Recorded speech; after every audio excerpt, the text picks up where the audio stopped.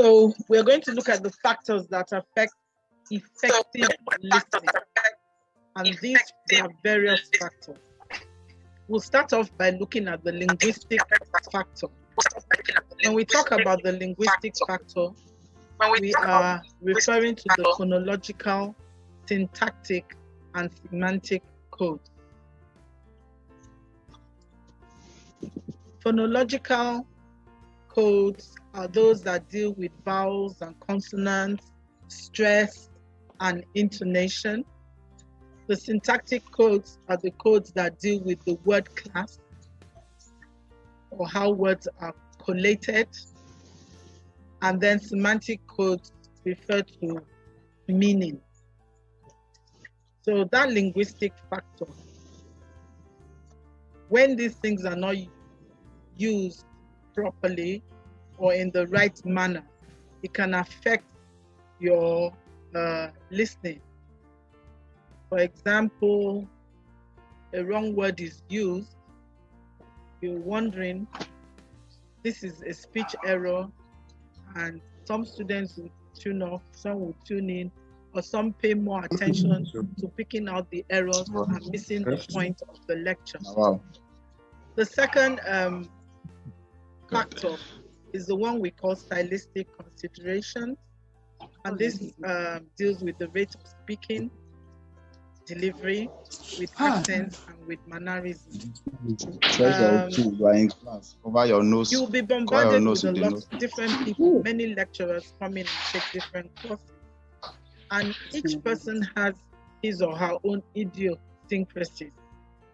Some people speak very slowly, while others speak very fast. Some have accents because of their indigenous language and how it affects their English speech. And others have all kinds of mannerisms, rubbing their ears, tossing their hair, and things like that. Now, if a student concentrates on all these stylistic considerations, instead of concentrating on the message being put out, you should mute your mic and tendency is listen that to you what will she not says. listen Thank you very much. What is that? Try not to spend too much time looking at those things, and try to listen in, zero in on what the message is. The third factor is information organization. Now, depending on the lecturer, some lecturers organize their information in positive ways. They use good titles, they use subtitles, and they may even use visual aids, diagrams, and so on. Others may not.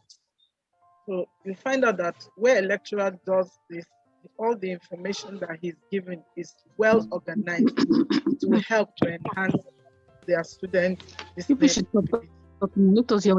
ability. Number 4, I don't is the know. one Please, we call help the me. speaker-listener referent relationship. What is the relationship of the speaker and the listener to the topic? And there are 3 relationships involved. The first is the static relationship, which simply means that there is a fixed or unitary point of view towards a topic. That is a fixed or one-way point of view towards a topic. The second is the dynamic. And in the dynamic relationship, it is animated, or there is a changing attitude to the topic. The third is the abstract. The abstract involves the evaluation, analysis, and critical appraisal of some other person's idea of belief. So, for example, when we talk about theories, we can say that the relationship, the referent relationship, is abstract. Another factor that affects effective listening is content knowledge. How familiar are you, how familiar is the speaker or you, the listener, with the topic? And does the speaker use the right word register for his topic? For example, if you're a medical student and your lecturer is giving a lecture, you should be able to use the right word register for medicine. So that content knowledge, because somebody who is not in medicine may give a lecture, but they won't use the right words because the person doesn't have that content knowledge. So how familiar is the speaker and how familiar are you, the listener, with the topic affects the way listening is carried out. The next factor is the one we call inferencing. Inferencing simply means reading in between lines. It is the link between what is said and what is actually meant. Like we had earlier on mentioned that, where we said that the hearer's ability to link what the speaker said and what the speaker actually means. So that is influence, your ability to read in between the lines and find a connection. The last factor we look at is the psychological factors. And these psychological factors could either be physical. Sorry, ma, please, what's the last factor How again? well prepared is a student to listen in during a lecture? Does he have physical issues? Maybe the room is too hot, or the room is too cold, or he's tired, or he's hungry. All those will affect the listening ability. Is he sick? If you're shivering because you have a fever, you're not going to listen attentively to what is being said. And the mental side of it is, how well prepared are you? When you come to class, are you prepared to listen in to that lecture? But if you are just being there because you want to mark attendance, that means there's no motivation, you don't have that desire, and it's going to affect your listening ability. So after looking at the factors that affect effective listening, we will now want to look at how we can enhance our listening ability. So how enhancing listening. Effective listening can be enhanced by carrying out certain activities. These activities could be lecture note taking. If you are in a lecture and you decide to take down notes, it's going to help you enhance your listening skills, because you don't want to just write down anything. You want to write down correctly what it is that you have heard. So with practice, you find that it will enhance your listening skills. Then we also have what we call pre-listening activities.